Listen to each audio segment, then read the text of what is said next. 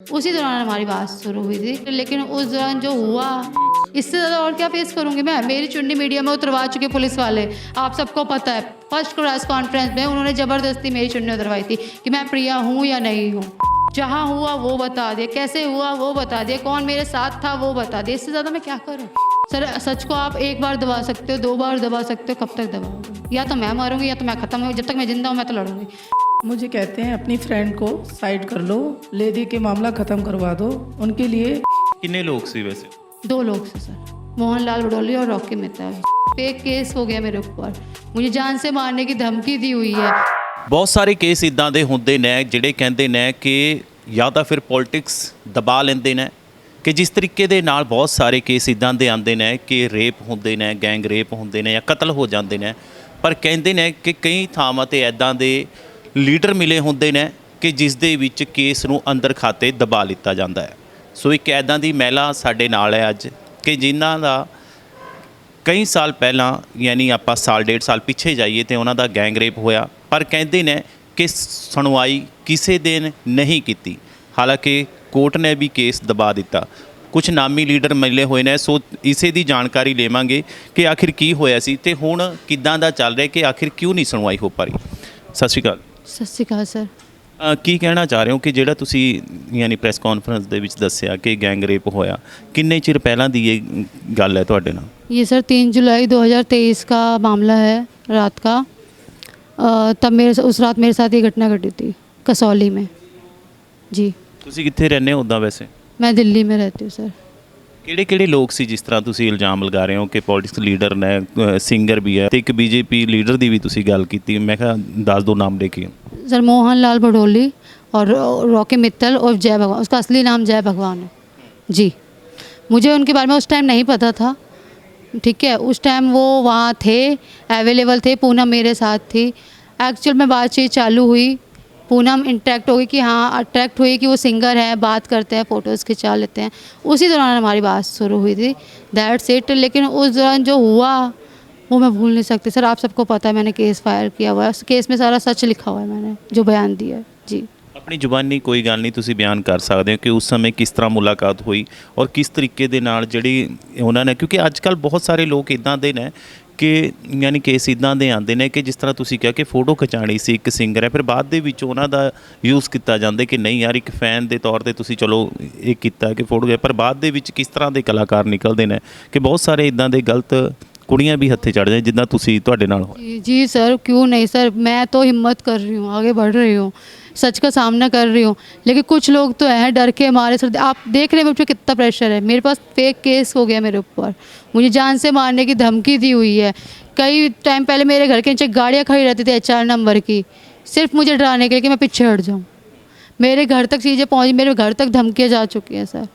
इससे ज़्यादा और क्या फेस करूँगी मैं। मेरी चुन्नी मीडिया में उतरवा चुके पुलिस वाले, आप सबको पता है। फर्स्ट प्रेस कॉन्फ्रेंस में उन्होंने ज़बरदस्ती मेरी चुन्नी उतरवाई थी कि मैं प्रिया हूँ या नहीं हूँ। मैं कैसे प्रूव करती? मेरे पास एक ही प्रूफ है, उन्होंने मेरी चुन्नी उतरवाई, मैं उनके कहने पे मैंने चुन्नी उतारी थी। अब जब सब सामने आ ही चुका है तो अब क्या डरना सर। पर जिस तरीके दे नाल तुसी कहा कि केस पाया सी, तुसी किन्ने चिर पहला केस पाया सी? सर मैंने ये पाया है, ये 13 दिसंबर 2024 में मेरी FIR हुई थी। मैं बहुत टाइम से भाग रही थी, दिल्ली भी मैंने ट्राई किया, बट उनकी पहुंच के चलते मेरा कोई केस मतलब कोई भी FIR नहीं लिख रहे थे।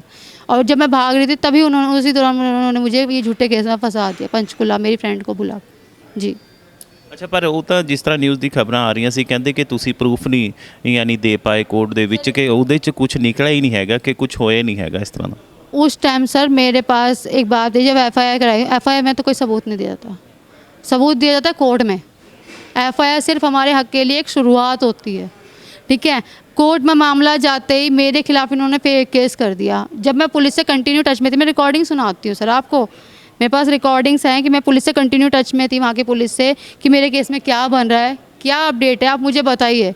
बट मुझे कह रहे हैं इन्वेस्टिगेशन चल रहा है, हो रहा है प्रोसेस, बट मुझे कोई, मैं कहा सर आपने बुलाया, उनको कॉल किया, उनको थाने में बुलाया, नहीं। मैंने अपनी तरफ से मैं क्या दे सकती सर, जिस रूम में हुआ वो बता दिया, जहाँ हुआ वो बता दिया, कैसे हुआ वो बता दिया, कौन मेरे साथ था वो बता दिया। इससे ज़्यादा मैं क्या करूँ अब। किन्ने लोग सी वैसे? 2 लोग से सर, मोहनलाल बडोली और रॉकी मित्तल, जय भगवान। ਤੁਹਾਨੂੰ ਉੱਥੇ ਬੁਲਾਇਆ ਗਿਆ ਸੀ? उन्होंने नहीं बुलाया था, हम वहाँ लॉन में घूम रहे थे, हमारी बातचीत चालू हुई, उन्होंने कहा बैठ के बात करते हैं, खड़े खड़े हम पॉलिटिशियंस हैं, बड़े लोग हैं, हम ऐसे बाहर बात नहीं कर सकते हैं।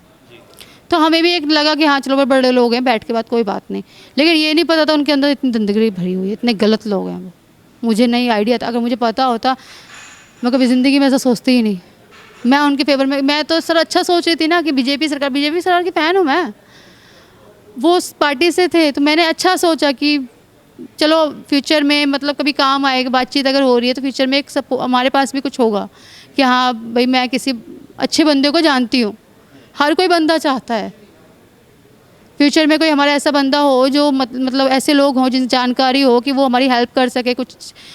सर मैं रिच फैमिली से तो हूँ नहीं जो मैं हर चीज़ में पैसा लगा सकूँ, ऐसा नहीं है मेरे साथ। मैं बहुत मिडिल क्लास फैमिली से बिलोंग करती हूँ, बट उन लोगों ने मुझे मजबूर कर दिया, मैं रोड पर उतरा हूँ। अब मैं मीडिया के पास गुहार लगा रही हूँ। ਜਿਸ ਤਰੀਕੇ ਦੇ ਨਾਲ ਤੁਸੀਂ ਕਿਹਾ ਹੈ ਕਿ ਤੁਹਾਨੂੰ ਲੱਗਦਾ ਕਿ ਸੁਣਵਾਈ ਤਾਈਓ ਨਹੀਂ ਹੋਈ ਕਿਉਂਕਿ ਉਹ ਬੀਜੇਪੀ ਆਗੂ ਨੇ, ਕਿਉਂਕਿ ਬੀਜੇਪੀ ਦੀ ਅੱਜ ਸਰਕਾਰ ਹੈ ਤਾਂ ਕਰਕੇ ਨਹੀਂ ਸੁਣਵਾਈ ਹੋਈ, ਯਾਨੀ ਹੁਣ ਫਿਰ ਕਿਸ ਤਰ੍ਹਾਂ ਦਾ ਰਹਿ ਰਿਹਾ ਕਿ ਜਿਸ ਤਰ੍ਹਾਂ ਹੁਣ ਪਹਿਲਾਂ ਵੀ ਸੁਣਵਾਈ ਨਹੀਂ ਹੋਈ, ਹੁਣ ਤੁਸੀਂ ਕਿ ਕੋਰਟ ਦੇ ਵਿੱਚ ਫਿਰ ਸੁਣਵਾਈ ਹੋ ਪਾ ਰਹੀ ਹੈ? सर होगी सर, ज़रूर होगी सर। सच को आप एक बार दबा सकते हो, 2 बार दबा सकते हो, कब तक दबाओगे? या तो मैं मरूंगी या तो मैं ख़त्म हूँ, जब तक मैं जिंदा हूँ मैं तो लड़ूंगी।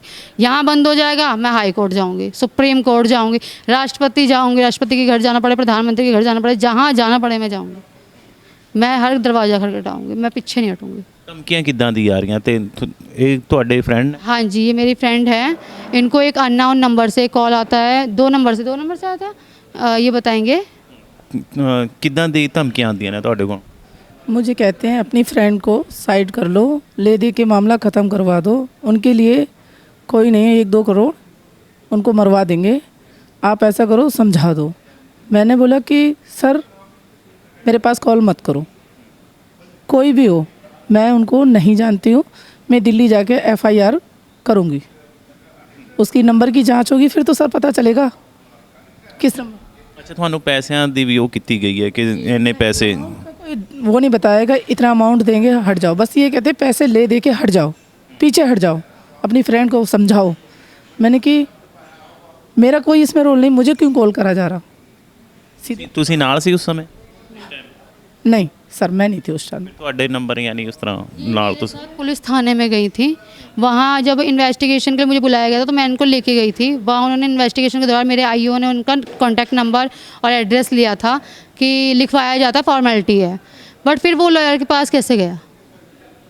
मैं भी ये क्वेश्चन करना चाहती हूँ, कैसे लीक हो गया जब मैं किसी को दे ही नहीं रही हूँ, उसका नंबर किसी के पास नहीं है, तो वो कैसे लीक हुआ? ਘਰ ਦੇ ਵਿੱਚ ਹੋਰ ਕੌਣ ਹੈ? ਘਰਦਿਆਂ ਨੂੰ ਵੀ ਧਮਕੀਆਂ ਆ ਰਹੀਆਂ ਨੇ? जी सर, मेरे धमकी आ रही है, पूरी धमकी आ रही है। मेरे पुलिस वाले उनका प्रोसेस जो होता है, मैं मानती हूँ प्रोसेस है, घर जाके इतना डिटेल में कि बड़े लोग हैं, बहन को समझा लो, भाई को, मेरे मतलब सबको ये चीज़ें बोली गई। क्यों? ਕਦੇ ਘਰ ਵੱਲੋਂ ਵੀ ਇਹ ਹੁੰਦਾ ਹੈ ਕਿ ਉਹਨਾਂ ਨੇ ਕਿਹਾ ਹੋਵੇ ਕਿ ਸਾਨੂੰ ਬਾਹਰ ਧਮਕੀਆਂ ਮਿਲਦੀਆਂ ਨੇ ਜਾਂ ਪਰਿਵਾਰ ਨੇ ਭਰਾਵਾਂ ਨੂੰ? मिलती है धमकियाँ सर, फ़ोन इनडायरेक्टली, जैसे मेरे पास कॉल्स आते हैं उनके पास भी आते हैं, और मेरे पास एक तो प्रूफ है सर।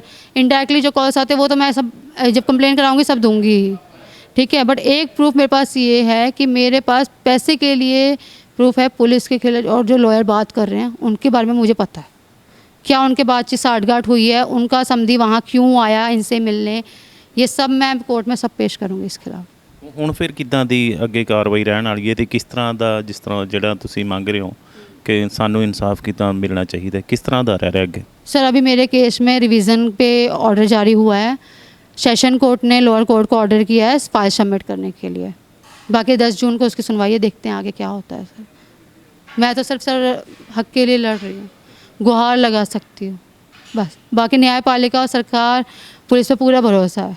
कुछ लोग गलत होते हैं मैं मानती हूँ, कुछ लोग अच्छे भी होते हैं, दुनिया में अगर बुराई है तो अच्छाई भी है। ਕਿਸੇ ਹੋਰ ਲੀਡਰ ਦੇ ਨਾਲ ਨਹੀਂ ਕੋਸ਼ਿਸ਼ ਕੀਤੀ ਮਿਲਣ ਦੀ ਕਿ ਹਾਂ ਉਸ ਲੀਡਰ ਨੂੰ ਮਿਲਿਆ ਜਾਵੇ ਕਿ ਉਹ ਚੰਗਾ ਹੈ, कि वो इंसाफ दवा दे?